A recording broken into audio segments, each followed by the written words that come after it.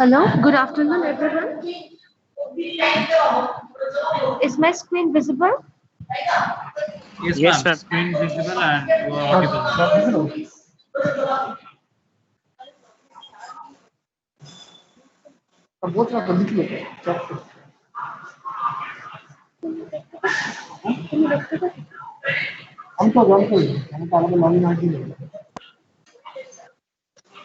Okay, I'm continuing. Today, I'm Dr. Ananya Ghosh. Today, we are going to talk about X-rays in the pediatric population. First, we will talk about an introduction to chest X-ray. These are the following points that we must ensure before interpreting a chest X-ray. First is patient identification. The next is the view, whether it's the anterior-posterior, posterior-anterior, or the lateral view. Then, whether the film is an inspiration or expiration one. However, I must say that in case of very young babies and infants, we cannot determine the inspiration or expiration film. Then we have to ascertain whether there is appropriate exposure and whether the film is rotated or not. The following are the points based on which a chest X-ray should be interpreted: the airway, bones and soft tissue, cardia, diaphragm, presence of any effusion, the lung fields, presence of gastric bubble, hyla, and any other impression.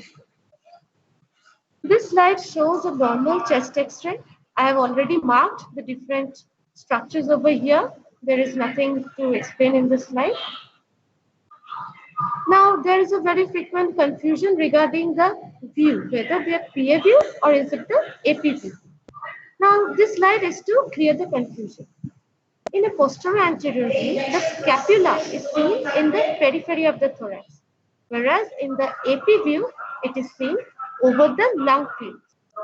The clavicles project over the lung fields in PA view and above the apex of lung fields in AP view. In PA view, the posterior ribs are distinct, and in AP view, the anterior ribs are distinct and they are more horizontal. Now, how to ascertain appropriate exposure?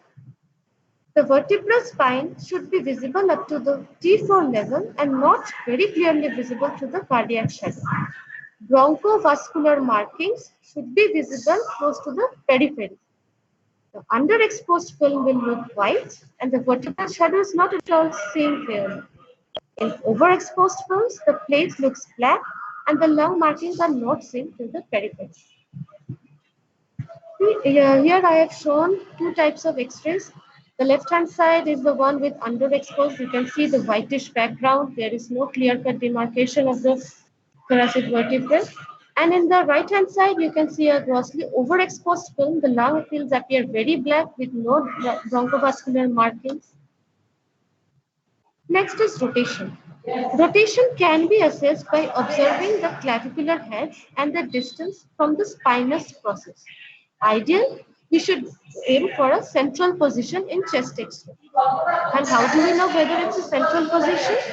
Number one, the medial end of clavicle should be equidistant from the midline, and the anterior ends of ribs should be equidistant from same-sided pedicle. Here you can see I have shown two X-rays. The left-hand side shows a perfect central position, where the right-hand side is definitely rotated. Now we move on to certain chest X-rays in various disease processes.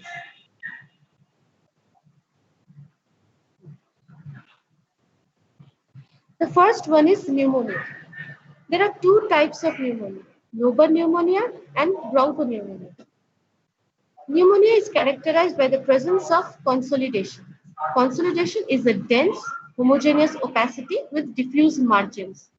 Location will obviously depend on the area involved. There is no mediastinal shifting and the costophrenic angles are clear.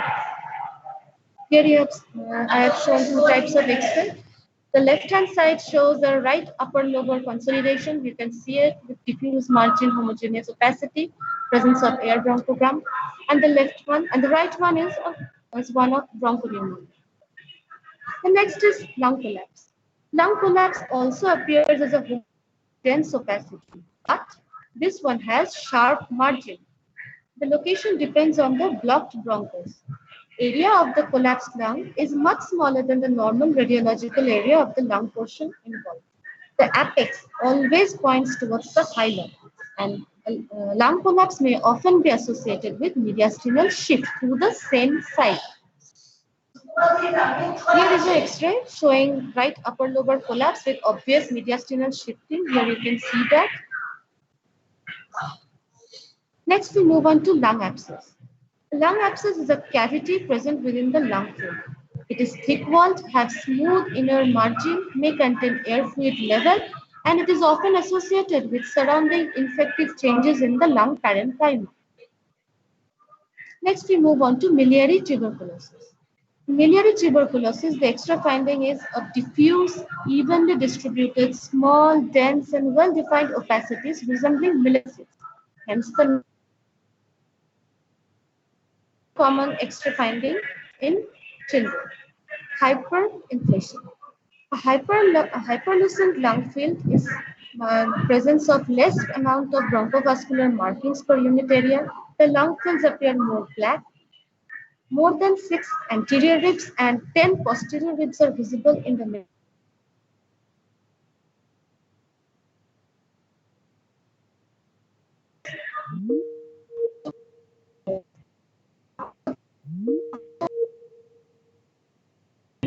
And emphysis. Here is the X-ray showing obstructive airway disease.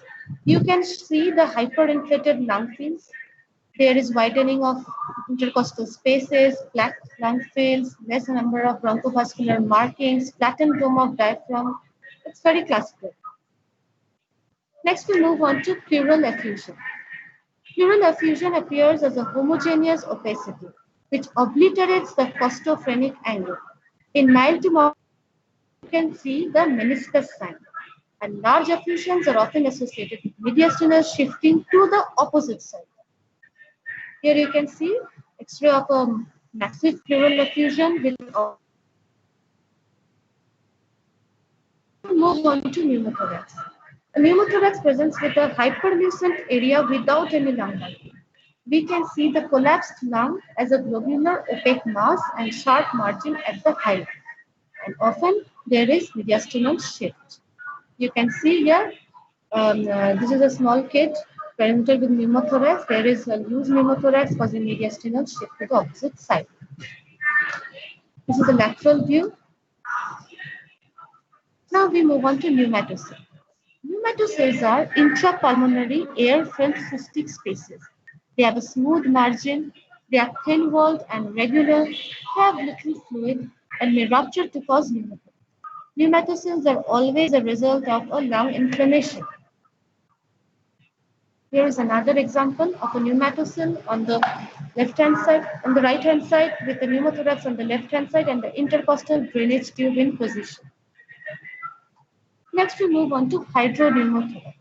Hydropneumothorax has two features: a homogeneous opacity at the lower part of hemithorax with obliterated costophrenic angle, and a translucency at the upper portion with absent lung margin. The collapsed lung margin may be seen at the hilum. Mediastinum is often shifted to the opposite side. The air fluid level, as shown in this diagram, is demonstrated only in the erect posture, not in supine position. Next, I have shown two pictures of congenital lung lesions. They are not very common. However, you may find them. The left-hand one is a congenital lung cyst shown in a 3-day-old baby. And the right-hand one is an example of congenital lobar emphysema. Next, we move on to mediastinum, the normal and abnormal findings. Normally, the following structures we should look for while studying the X-ray. The lymph nodes. These lymph nodes appear as round, homogeneous, well-circumscribed opacities at the hilum or paratracheal position. thymus, a homogeneous smooth opacity on the superior mediastinum, which is prominent in infancy, and it presents as the classical cell sign.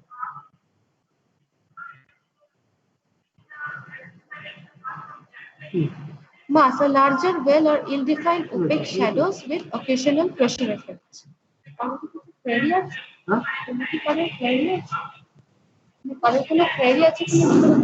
Last time হতে পারে।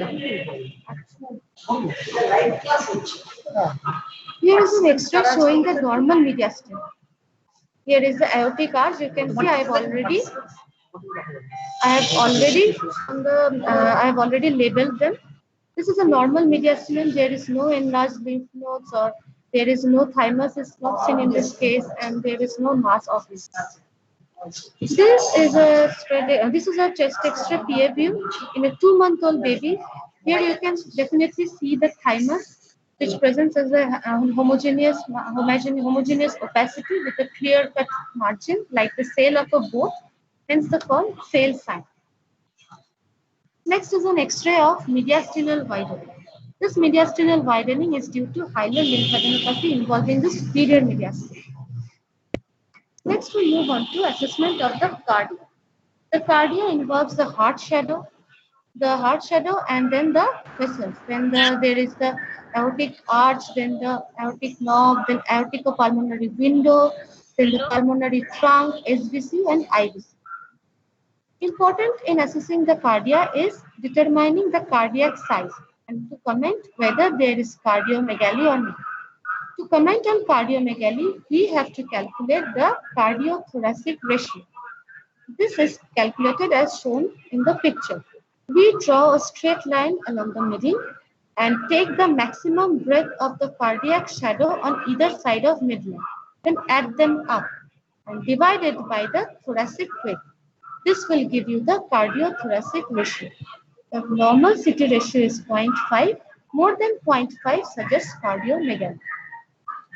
This is an X-ray showing cardiomegaly due to heart failure.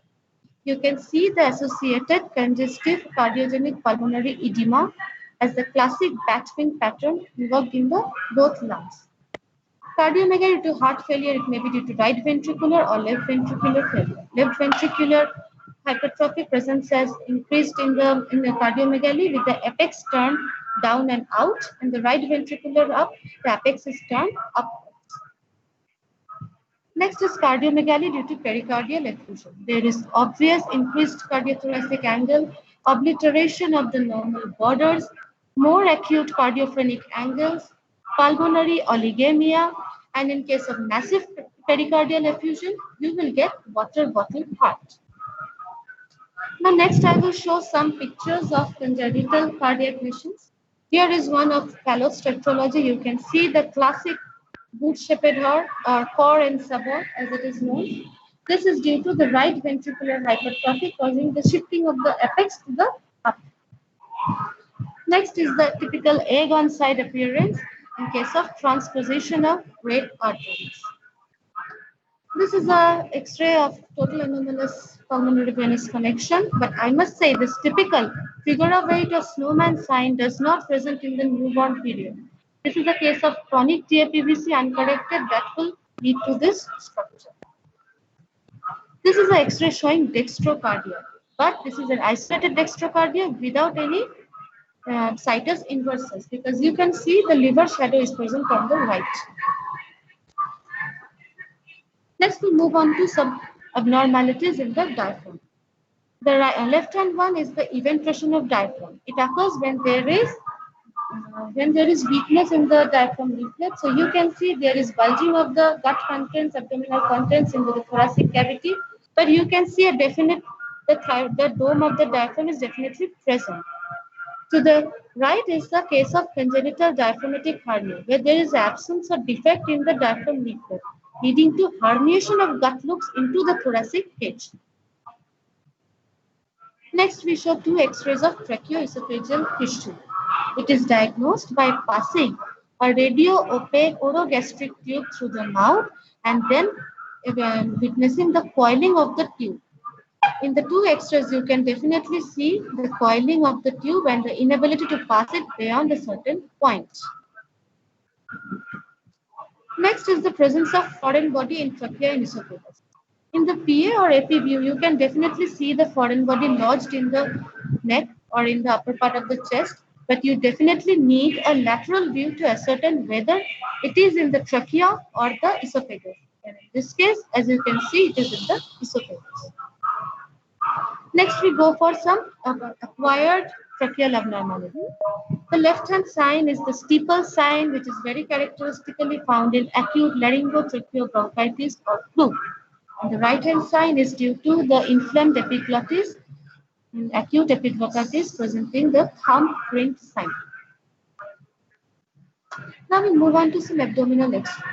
Abdominal X-ray is done in erect posture and anteroposterior view usually.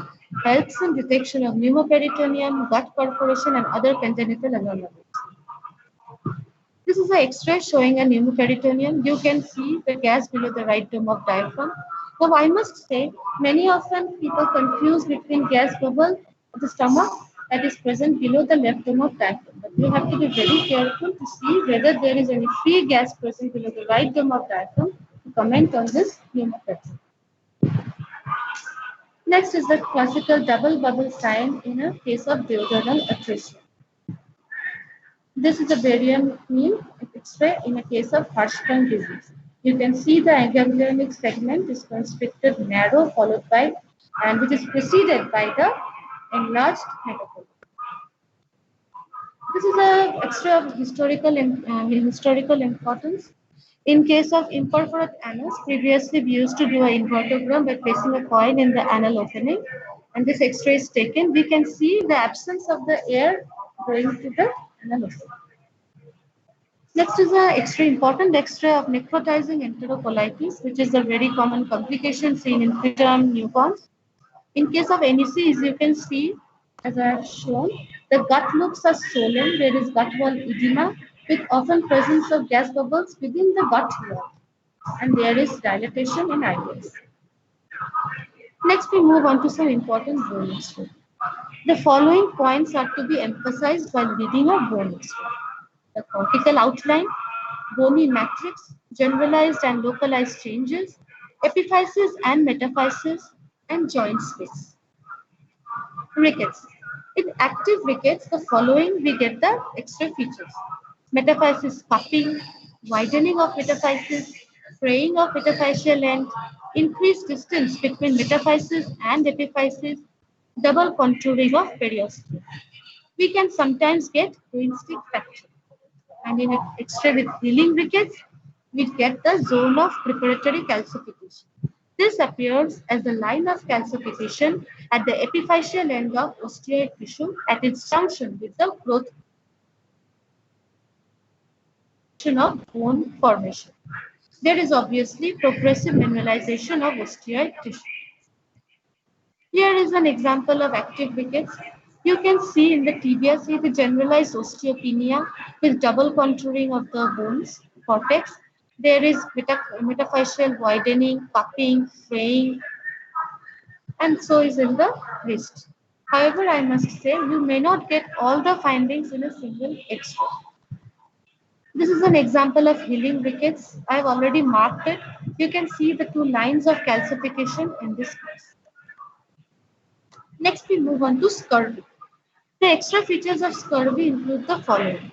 A ground glass appearance of the bony matrix due to loss of the normal bony trabecular pattern. The metaphysis appears fragmented and is called Trommerfeld zone. Pencil thin cortex, Wimberger's sign.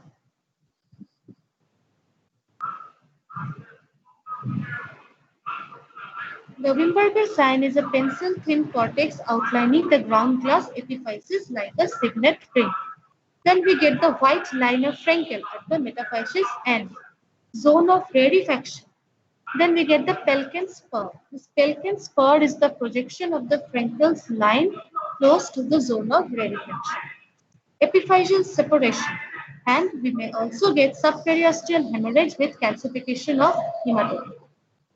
Here you can see the pencil-thin cortex, a generalized ground glass matrix, presence of Pelkin spur. The Wimberger sign is very clear over here, and the Frenkel sign.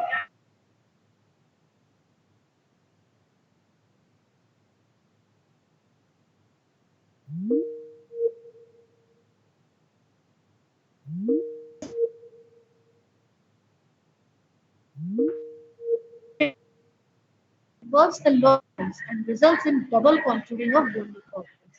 In this X-ray, you can see periosteum, that is, double contouring of the long bones, that is tibia and fibula. In this X-ray of congenital syphilis, the moth-eaten appearance of the long bones, that is femur and tibia, is very evident. Next, we move on to mucopolysaccharidosis. The radiological features include kyphoscoliosis, central peaking of vertebral bodies, bullet-shaped metacarpals, the plane of distal end of both radius and ulna slanted towards each other, wine glass-shaped pelvis, coxa valga, genu valgus. These two X-rays show some of the features. In the first one, you can see the flat and rounded vertebral bodies, and the other one you can see the bullet-shaped metacarpals. The skull X-ray. Skull X-ray is not done usually. It is done in very exceptional cases, like in chronic hemolytic anemia. We get two characteristics: the widened diploid space and hair-on-end appearance. Both are a result of extramedullary hematopoiesis. You can see the two X-rays are given. The left-hand side shows hair-on-end appearance, and the right-hand one shows the widened diploid space. Next is in Langerhans cells histiocytosis. Here you can see the definite punched out clear-cut osteolytic lesions involving the flat bones of the skull. You can see both X-rays. There is definite punched out lesion with a clear-cut margin. These are all. Thank you.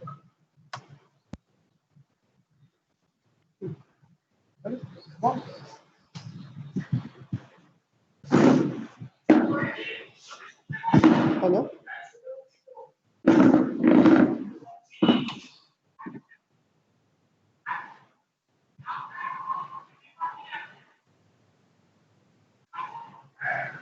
Hello?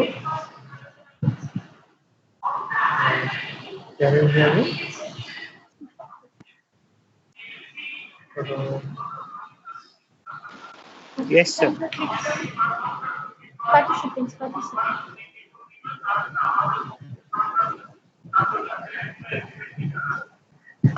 If you have some question, you can ask me.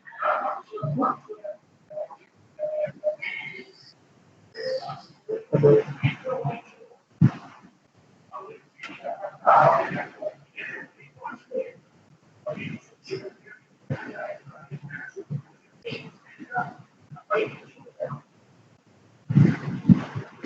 Hello?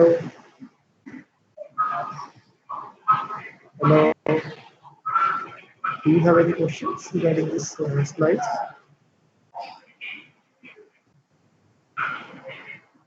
Hello, sir.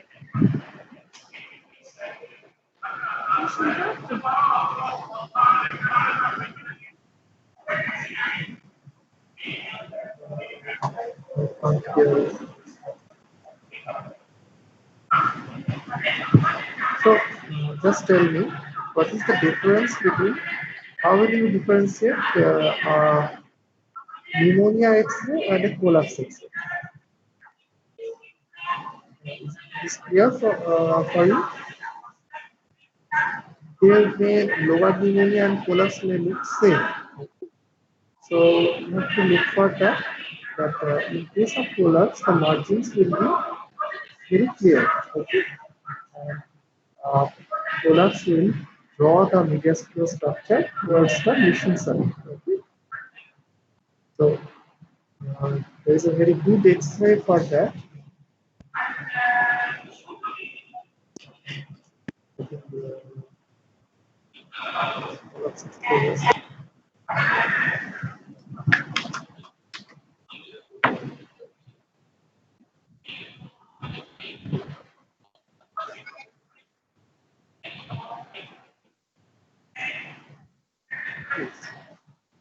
See that X-ray.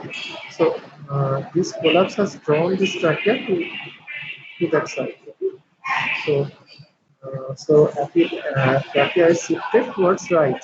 There is a very clear and distinct margin. On the other hand, you can see that this margin is not very clear. Okay. And there is no significant shift. So this is a pneumonia, as say, polars. Okay, like there is a confusion about, you may have a confusion about nematocele and cavity. Okay. So first thing, that cavity is not very common in children. Okay. Uh, nematocele is very common in children. Nematocele has a very thin margin. So this margin is very thin. Okay. And cavity will have a very ragged margin, very irregular margin and thick margin. Okay. And sometimes you will see that there will be a collection inside cavity. It's abscess cavity X-ray. Yes. This is the study.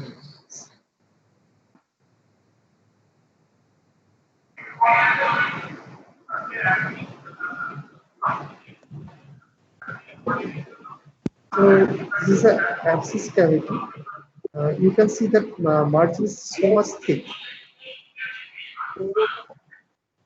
In case of pneumatosis, it's very thin margin, and there is a fluid level inside this round cell. Okay, so this is an abscess cavity.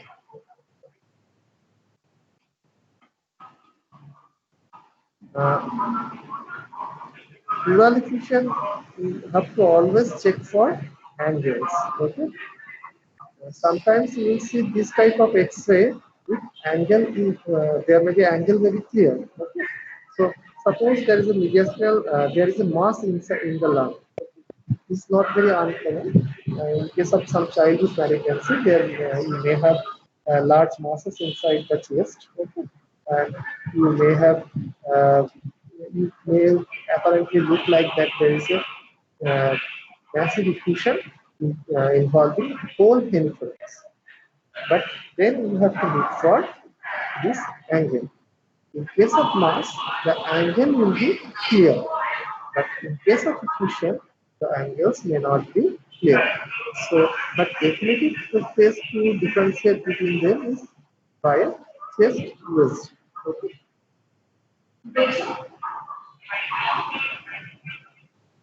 Now, this is a case. It's a pneumothorax, and there is a X-ray of congenital lobar infection. Okay. So these X-rays also look similar. Okay. Yes, lungs will be hyperinflated. There is a big black shadows in one side, and the mediastinal structure will be pushed opposite side.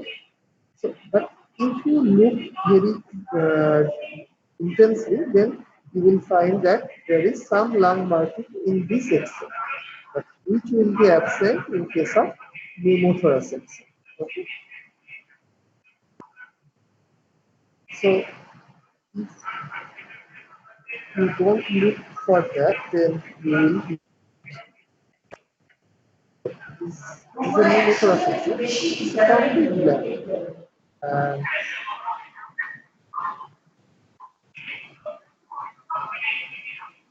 this X-ray contains some lung marking. Okay.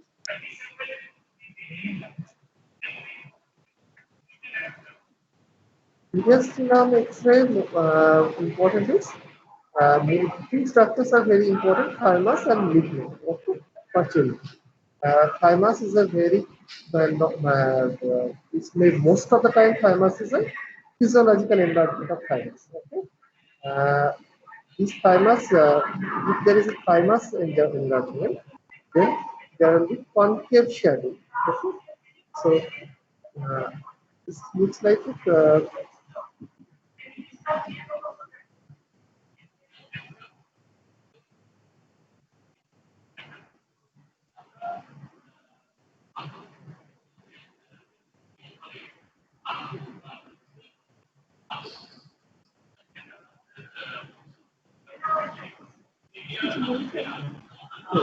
So, uh,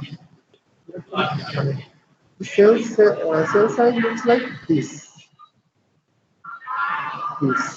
So concavity, but if there is a lymph node enlargement, then lymph node will be like this.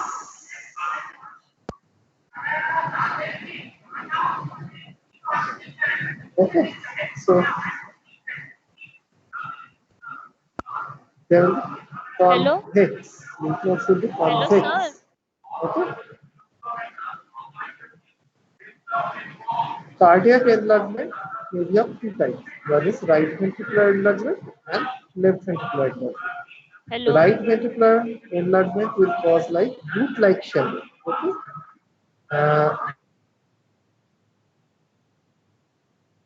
okay, but it will go upwards, slightly upward. But in case of left ventricular enlargement, which is far more common, there will be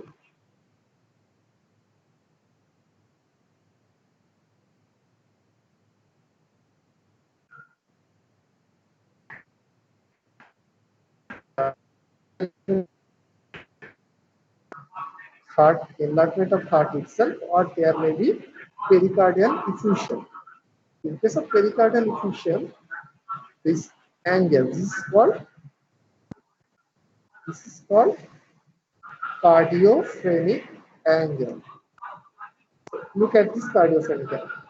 This is sharp angle. Okay, so this indicates it's a peripheral, it's pericardial effusion.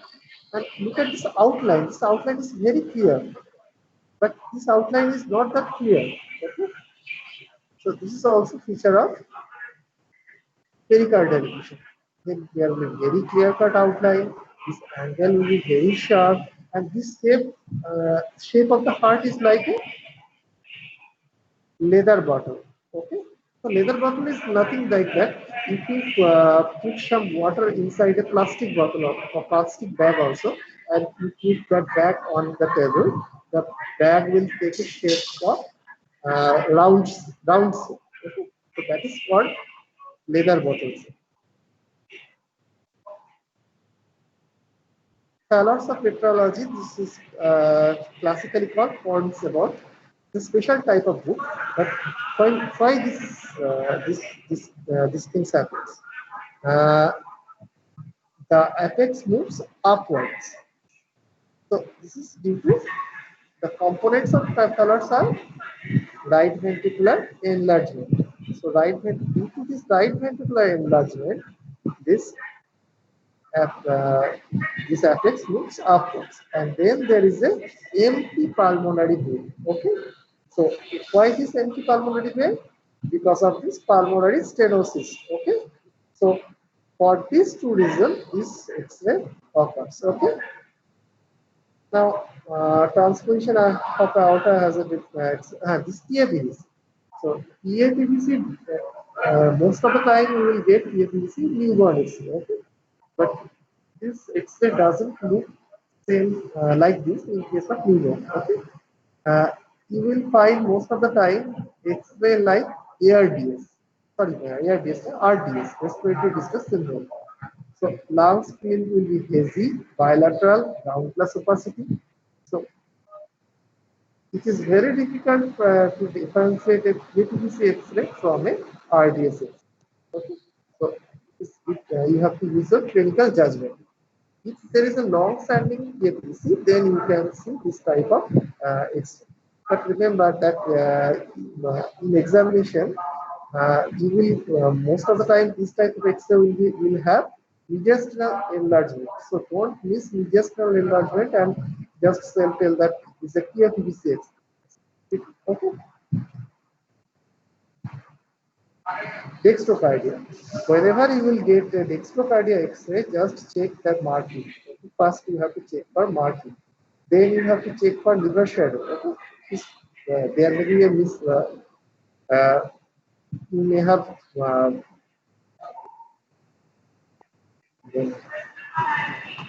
markings may have been put wrongly. Okay, so you have to check for that stomach shadow, liver shadow, and cardiac shadow. Okay, so if these things are in normal side and heart is also in the right side, then is the dextrocardia. But uh, isolated dextrocardia, this is called isolated dextrocardia, there, but there may be a complete depth rotation that is called. This liver will also will be in left side, and there may be a single or multiple split shadows to the right. Okay. This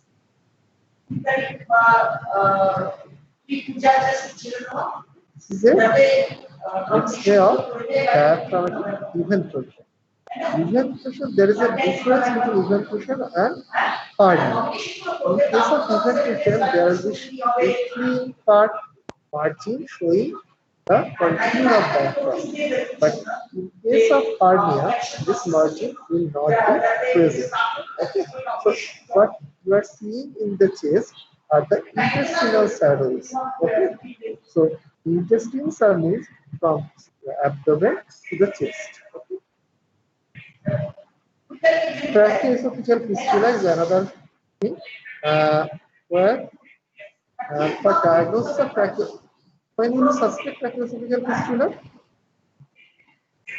this type of child will choke during feeding and they will have continuous frothing. Okay, so in this type of child, we will try to put a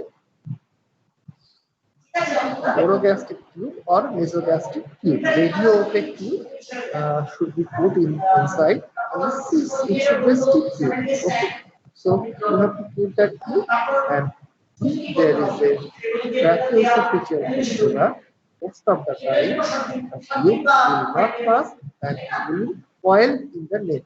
Okay, so after passing this, you will have to take a radiogram and you will see this classical picture of coiling of tube. Okay, but in one case you will pass that is the H type of fistula. Okay, it is very difficult to diagnose.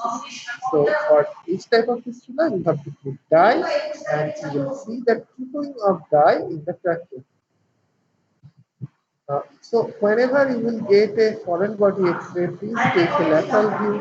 Lateral view will confirm the position of the foreign body. It is inside the airway or it is in the stomach or esophagus. Okay, so you can see that its airway is anterior and the foreign body is in the posterior. Okay. In radiograph, you can see esophagus, it remains collapsed. Okay.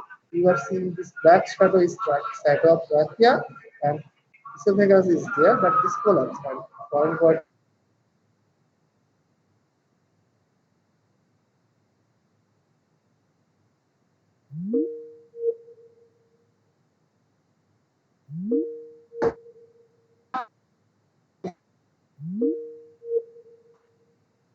very important. They have a very classical picture child. He is very much agitated. He will have a very typical sitting position. Okay, so you have to suspect and you have to get an X-ray. Esophagitis is rare nowadays because of increased cover of vaccination. Most common organism causing esophagitis, epiglottitis is uh, Hemophilus influenza, and that is nowadays covered under National Immunization Program. Okay.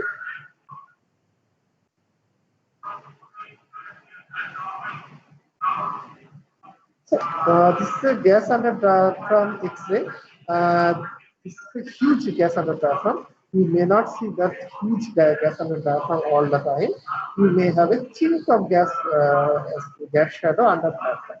So right, if it is under right diaphragm, it's very easy to diagnose. But in the case of left diaphragm, remember that stomach gas or remains under diaphragm, and that may confuse it. It's a double barrel. This half sprung. So very clear X-ray. So bone X-ray are also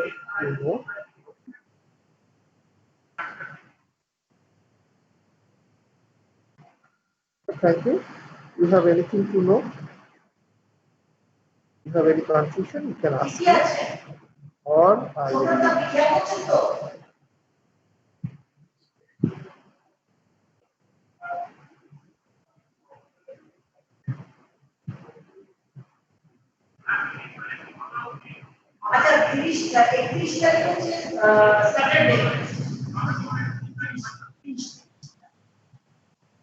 Hello?